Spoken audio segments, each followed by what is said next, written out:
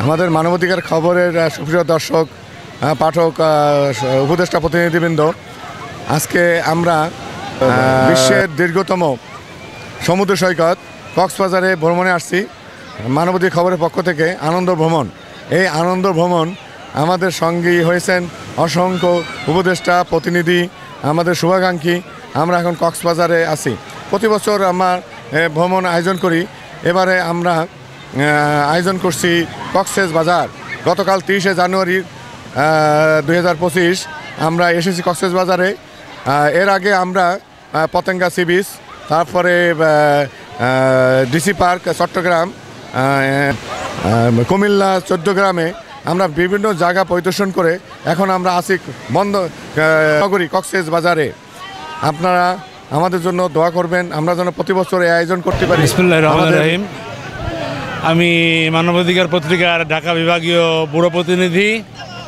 আজ প্রতি বছরের ন্যায় বাৎসরিক আমরা একটা আনন্দ ভ্রমণ করি মানবাধিকার পত্রিকা।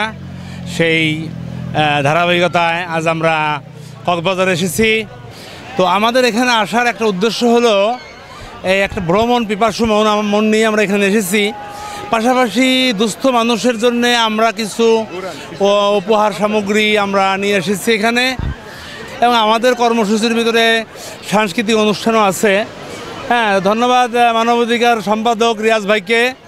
হ্যাঁ, আমাদের মুশারফ ভাই আসছে, উনি অনেক কষ্ট করতেছে এবং আমরা সবাই কষ্ট স্বীকার করে এখানে আসছি, মানবতার কাজেই আসছি এখানে।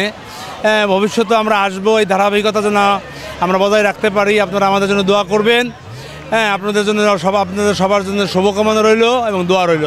মানবাধিকার খবর পত্রিকার এই আনন্দ ভ্রমণে আমরা প্রায় রাজধানী ঢাকা থেকে 3 দিনের এই আনন্দ ভ্রমণে প্রথমে আমরা গিয়েছিলাম চট্টগ্রামের পতেঙ্গাতে।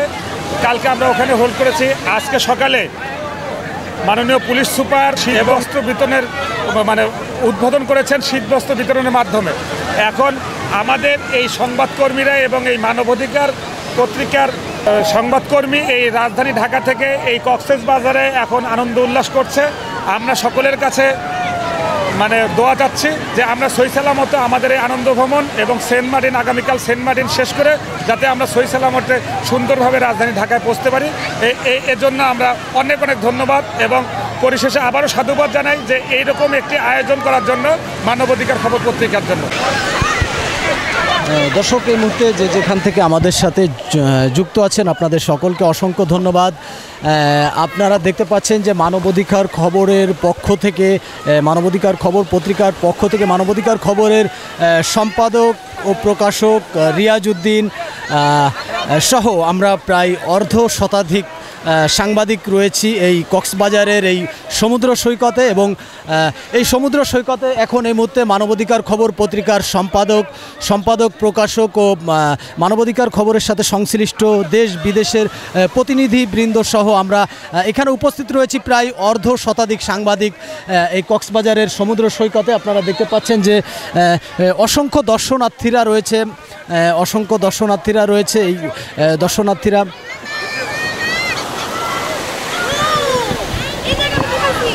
সাগর পারে আইসা আমার মাতাল মাতাল লাগে, এই সাগর মন পিঞ্জরায় সুখের পঙ্খী ডাকে, পাতাম যদি থাইকা যাইতে এই সাগরের পারে, ঝিনুক মালা গাইথা কাটাই দিতাম জীবনটারে। আমার মন বসে না শহরে, ইট পাথরের নগরে, তাই তো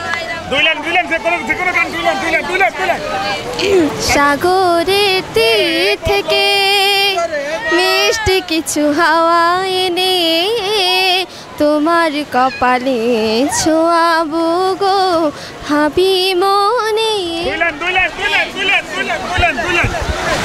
এই সাগর পারে আইসা আমার মাতাল মাতাল লাগে, এই রূপ দেখিয়া না না না না না না না না না না, পারতাম যদি থাইকা যাইতে এই সাগরের পারে, ঝিনুক মালা গাইথা কাটাই দিতাম জীবনটারে।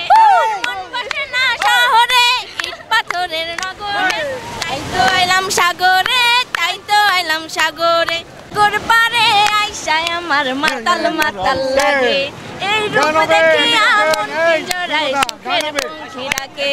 এই সাগর পারে আইসায় আমার মাতাল মাতাল লাগে, এই রূপ দেখিয়া মন পিঞ্জরায় সুখের পঙ্খী ডাকে। সম্পাদক ও প্রকাশক জনাব রিয়াজ হোসেনকে সাধুবাদ জানাই। এদিকে তাকাও। তাই তো আইলাম সাগরে, তাই তো আইলাম সাগরে।